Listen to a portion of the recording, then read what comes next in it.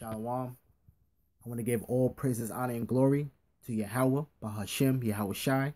Double honors to the apostles and the elders of Great Millstone. And peace and blessings to the Akim that's doing this work in sincerity and truth. And I just want to touch on one particular executive order that Trump signed maybe about 2 weeks ago.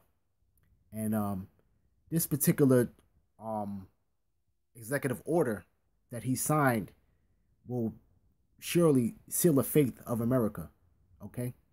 As far as financially, all right? It's called the Dodd-Frank Wall Street Reform Consumer Protection Act. Now, this particular act was signed in by Obama.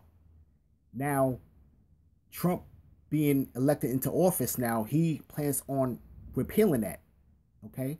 Now, this reform was basically, giving you a quick outline of it, it regulated Wall Street, okay? And it gave the consumers protection against the banks, concerning any type of loans that you would deal with, student loans, mortgages, and the like. And him repealing or rolling back this reform is gonna cause catastrophic results, because of the fact is that it gives Wall Street that brings it back to that old Wild Wild West days, to where they can go ahead and have the irresponsibility of trading and selling with no repercussions. Okay, they had no overseer over them. And let's get into it though. Okay, all right. What is the Dodd-Frank Wall Street Reform and Consumer Protection Act? Okay, all right. This was this came into play basically during the Obama administration by Chris Dodd and Barney Frank, they were part of the financial committee, Senate Financial Committee. Okay, reading on. The Dodd-Frank Wall Street Reform and Consumer Protection Act is a massive piece of financial reform legislation passed by the Obama administration in 2010 as a response to the financial crisis of 2008. Named after sponsors U.S. Senator Christopher J. Dodd and U.S. Representative Barney Frank, the Act's numerous provisions spell out over roughly 2,300 pages of being implemented over a period of several years, and are intended to decrease the various risks in the United States financial system. The Act established a number of new government agencies tasked with overseeing various components of the Act, by extensions various aspects of banking system. Okay, President Donald Trump has pledged to repeal Dodd-Frank. Okay, now basically there was a number of oversight that was created to watch Wall Street, and one of the things that caused the financial crisis was the subprime mortgages. Okay, and from there, the subprime mortgages basically were packaged into mortgage-backed securities. This is a lot of banking talk, but I mean, if you want to get edification on a lot of the banking and stuff, Investopedia kind of breaks down, different lingo that they use in the banking industry, though, But these mortgage backed securities, it becomes much more complicated, though. It's almost like Wall Street playing put it in normal terms, or regular easy terms, of them playing craps. Okay, Wall Street playing the game of craps.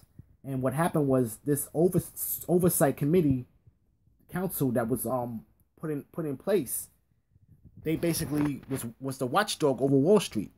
So now here is Trump coming in now. Now Trump, he recently put in a bunch of bankers into his cabinet. Okay, one particular guy, his name is Gary Cohen, right? He recently left investment bank Goldman Sachs, where he was second in command. Okay, he was second in command to Goldman Sachs. Okay, and for a decade, you know, to become the White House National Economic Director. Okay, so this guy left his job at the prestigious Goldman Sachs Investment Bank to become on to Trump's cabinet, okay, financial cabinet, okay, you know, and the thing is now he gets these bankers in here now. Now they're going to be into the benefit of the bankers, okay. So there's a lot of hell that's gonna come here because now you got the Wild Wild West coming back into the banking industry, and they're gonna take a lot of risk, and they're gonna help cause that financial crisis that happened in 2008 is gonna come back in a bigger way. Okay, all right. This is just basically to repeal this act right here is basically going to seal their fate. Okay, and I got a couple of scriptures I want to just pull out. Okay, this is James chapter 5 verse 1.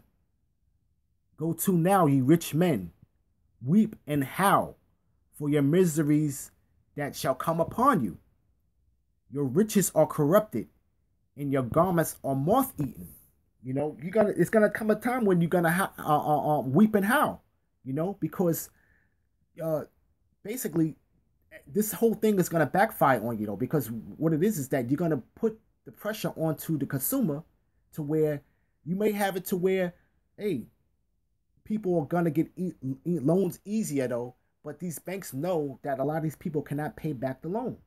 Okay, so that's basically what caused the subprime mortgage crisis in 2008, was because banks would lend to people not just because of low credit score, but they would not even have the means of income to be able to pay it off. So what they would do is they would basically put in high interest rates, or basically give you some type of interest only loan to where they know that at the end of the day that they will get some type of money back. They would have to put in these predatory what do they call them, predatory loans, or predatory lines of credit that's given out to where they prey on the people that can't really afford to pay it, you know. And this is what's going to happen again, because now the regulatory rules are going to be loosened, right? Okay, verse 3. Your gold and silver is cankered, and the rust of them shall be a witness against you, and shall eat your flesh as if it were fire. Ye have heaped treasure together for the last days.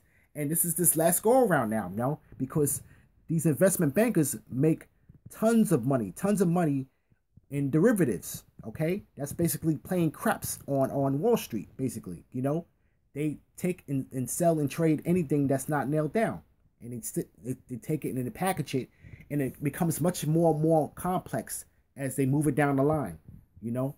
But they definitely going to be heaping the treasures for the last days, because this is their last hurrah for these bankers though, and they're going to, it's going to be the Wild Wild West again. Okay, all right.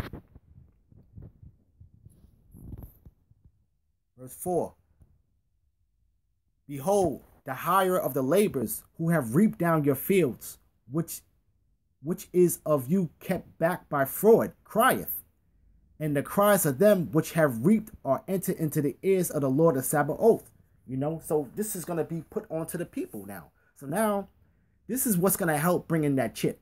Okay, the final collapse of this financial crisis, the financial crisis that's about to come, this economic collapse that's about to come.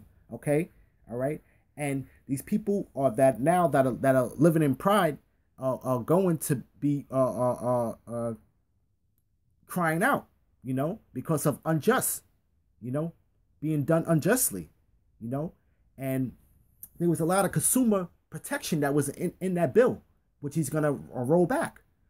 One of them was where creditors cannot really come after you and garnish your check. You know, so that's a high possibility that a lot of creditors you might have owed money to from years back may come back to haunt you. You know, and the best way to put the people on their knees is through debt. You know, they know this. You know, verse 5. You have lived in pleasure on the earth and have been wanton. You have nourished your hearts as in the day of slaughter. Yeah, you bankers, you rich men, you nourish your hearts though. You have your heart's desire. You know, back in 2006, the man now that was actually the CEO of Goldman Sachs, okay, all right, so-called Jew, he made over $54 million, okay, in 2006, and this is when that whole Wild Wild West mentality was going on, okay, all right. This is what he raked in, all right. He made 9.5 billion for the company, but what he got paid was $54 million. You see, and these bankers, they knowing that Trump is going to ease these regulations though, so now they can go back into their deceitfulness on the people. Okay, you know. Let me get another scripture.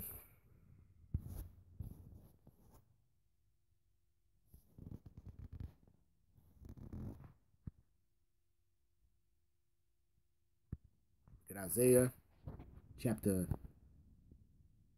19, verse 11. Surely the princes of Zoan are fools. The counsel of the wise counselors of Pharaoh is become brutish. How say ye unto Pharaoh, I am the son of the wise and of the son of ancient kings. You know, the princes of Zoan is basically the ancient city in Egypt. Okay, but they become fools. Okay, all right. So now we know that Egypt is modern day Babylon. You know, but they are fools. Okay, the wise counsels of Pharaoh they become brutish though. They become senseless basically. You know, all right. Verse 12. Where are they? Where are the wise men? And let them tell thee now, and let them know what the Lord have of hosts have purpose for upon Egypt. Okay, so basically the Lord is asking them the question, you know, like where are they? Where are the wise men? You know what I'm saying?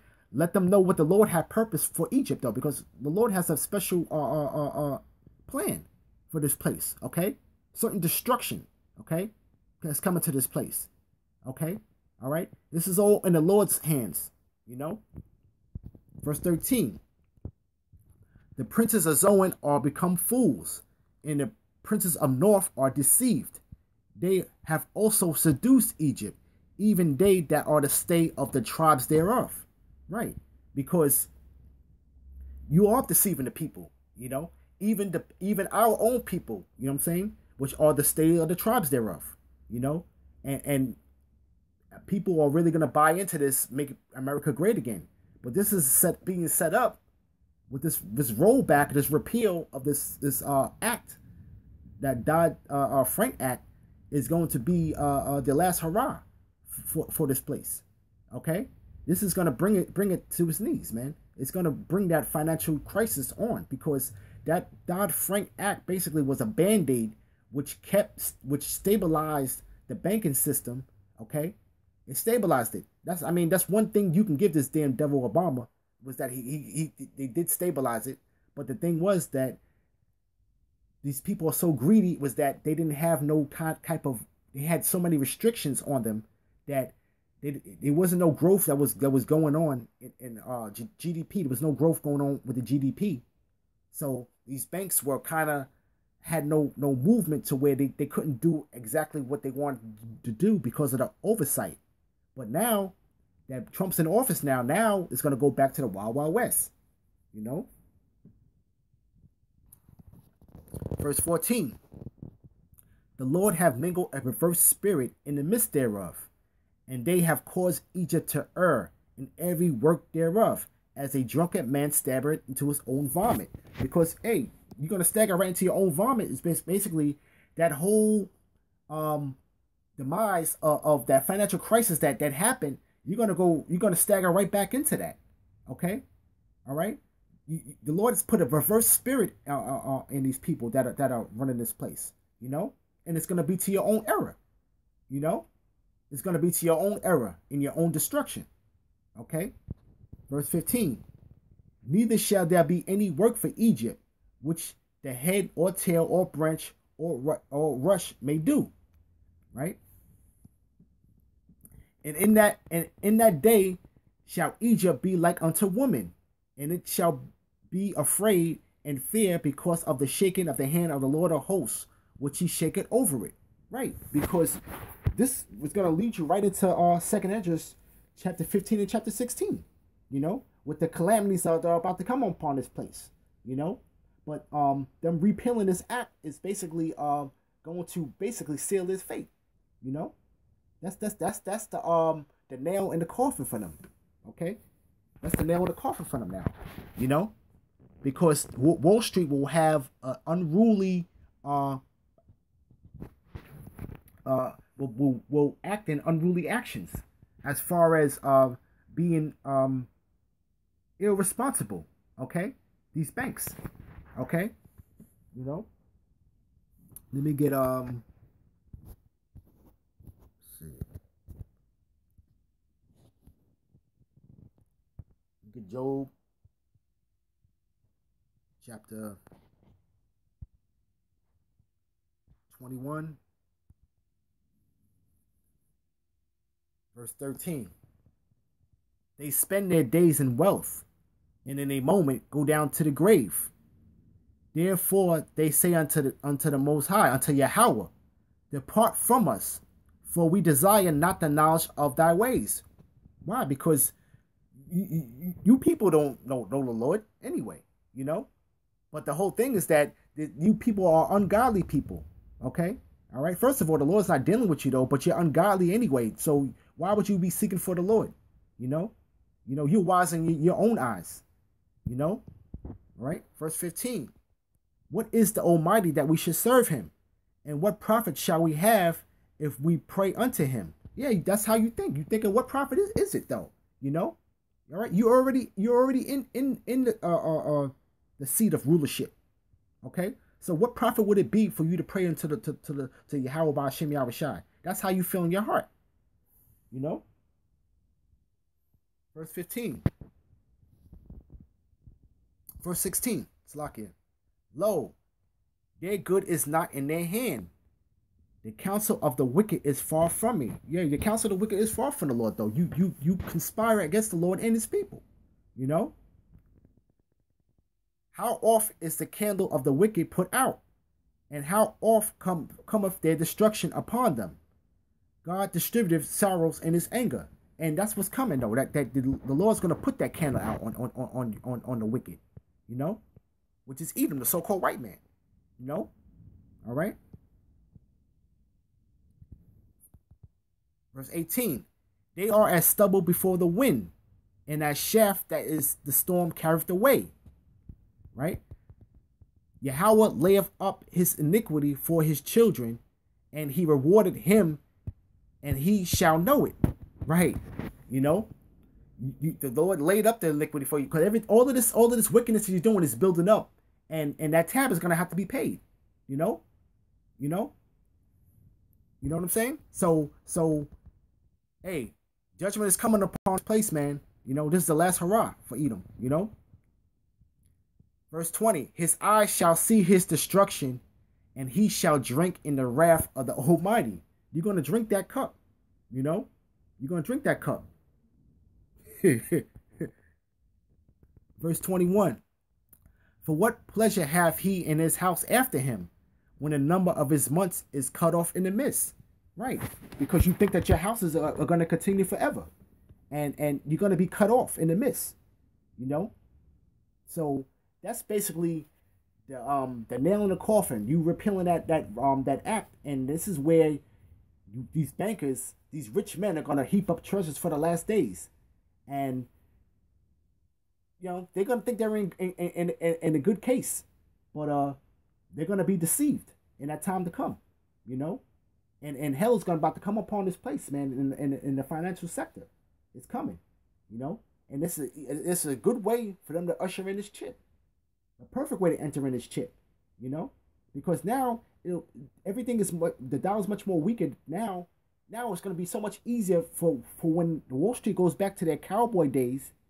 It's going to be much more easier to tank this economy, much more easy. It's going to be easy, you know. So I hope this lesson was edifying. I want to give all praises, honor, and glory to Yahweh, Bahashem, Yahweh Shai. Double honors to the apostles, the elders of Great Millstone, and peace and blessings to the Akim doing its work in sincerity and truth. Shalom.